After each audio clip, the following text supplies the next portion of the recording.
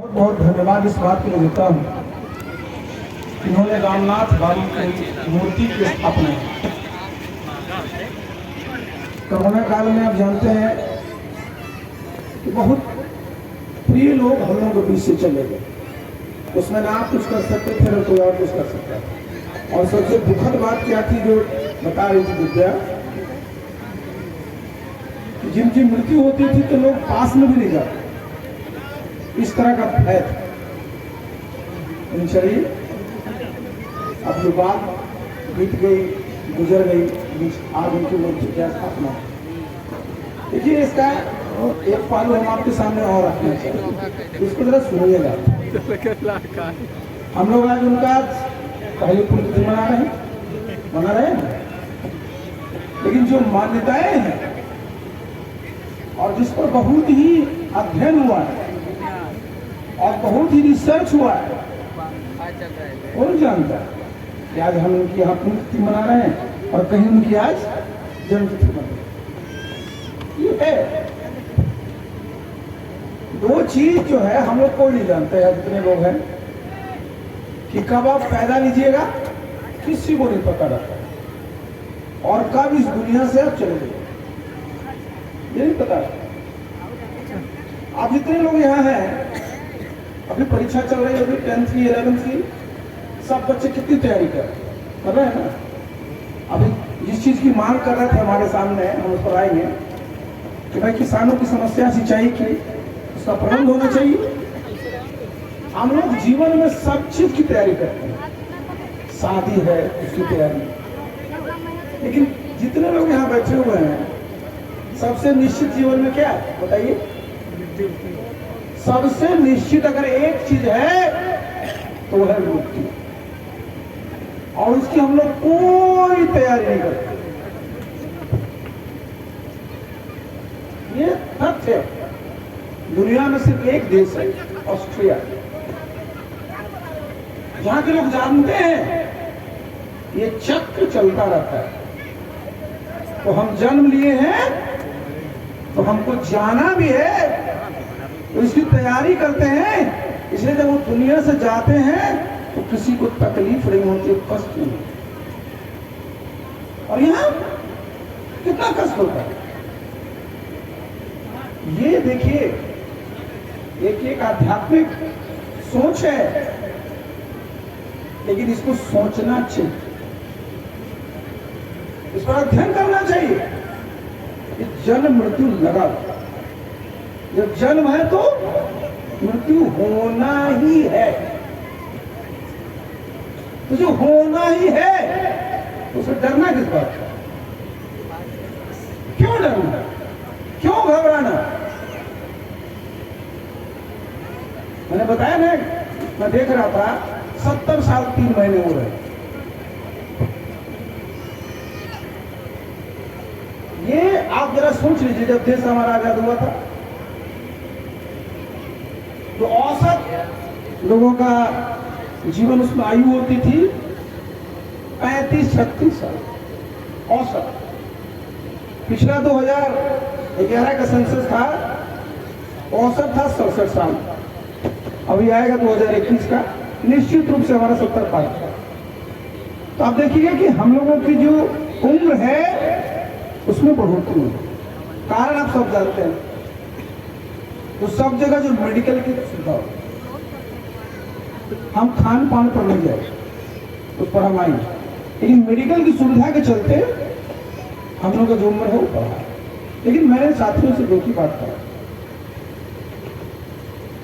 कि जब भी अपने किसी प्रिय की मृत्यु होती है, सबको तकलीफ होती है, लेकिन इस बात को भी जरा जानना चाहिए।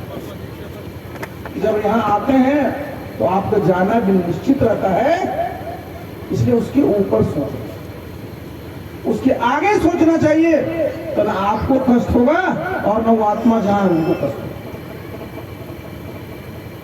मैंने देखा है, मेरी माँ तबीयत खराब थी, आप जानते मेरी 2 बहनें, सब लोग थे, सब लोगों को बहुत सेवा की। जब उनकी मृत्यु हो गई तो आप जानते हो परिवार में सब लोग रोने लगते हैं, मैंने कहा कोई रोएगा नहीं।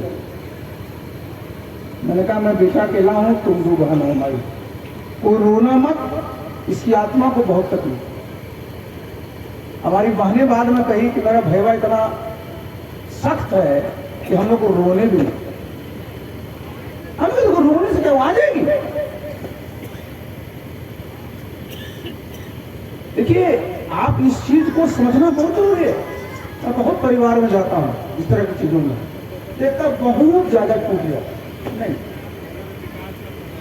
ये आपके हाथ में नहीं है, जो आपके हाथ में है उसको करें। जो आपके हाथ में है ही उसने क्या करना था। और ये बहुत अच्छा काम आपने किया, उनकी मूर्ति लगा दी, जैसे कि याद बनी रहेगी। और जो उनके अच्छे गुण हैं, उनके परिवार के जो लोग हैं उसको याद करेंगे तो उनको अच्छा लगेगा। एक तो मैं उनको श्रद्धांजलि अर्पित करता हूं, लेकिन मैं निश्चित रूप से मैं मानता कि कहीं न कहीं वो दिव्य आत्मा है और उनकी यह जन्म तिथि मन रही होगी।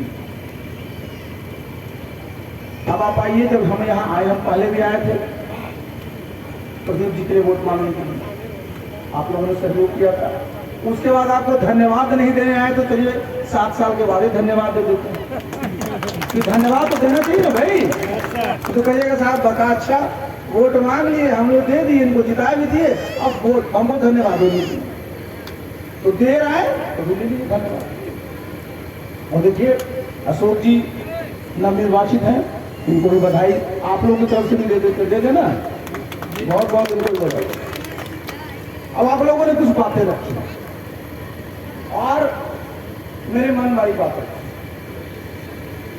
आपने सबसे पहली बात क्या कि यहाँ सब किसान रहते हैं, हमारी खेती बहुत उपजाऊ है,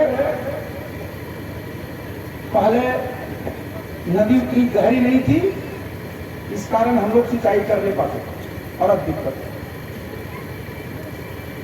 ये सिंचाई सबसे बड़ी समस्या है, और खास करके जो हमारा दक्षिण बिहार का सब जिला है और नवादा है तो उसमें नंबर 1 पर है। आप सब कितनी नदियां हैं। देखिए मैं भी देश भर में घूमते रहता हूं और मैं कुछ और देखूं या न देखूं, जहां भी बड़े बड़े बांध बने होते हैं, बड़ा बड़ा डैम रहता है, वहां पर जरूर जाता, मैं देखने जाता हूं। और मैं देखने से जाता हूं भाई मेरे बिहार में क्या होता है। आप जरा समझिए कि दक्षिण बिहार में कितनी नदियां हैं, गिनते जाइए, सब पहाड़ी नदियां हैं और हम लोग उसके बारे में सोचते ही। हम लोग सोचते हैं सर पानी है, बरसात में पानी आया, पानी बह गया, क्या करे साहब, ये तो साल भर पानी नहीं रहता है। लेकिन अगर आप मैं बताऊं आपको, मैं 2 जगह गया, एक मैं कर्नाटक में गया था, तुंगभद्रा नदी गया, उस पर डैम बना हुआ, विश्वेश्वरैया इंजीनियर जिनके नाम से आप जानते हैं, आप जाइएगा सचिवालय में, एक भवन का नाम ही जो है विश्वेश्वरैया भवन है ना, वहीं के थे, उन्होंने पहला डैम बनाया था उस इलाके में। क्या था, बहुत कम बात, लेकिन जल का महत्व समझा और आज नहीं। समझिए कि वो प्रथम पंचवर्षीय योजना में उस समय से ही काम शुरू हुआ था, समय बन गया और आज भी माने समझिए वहां की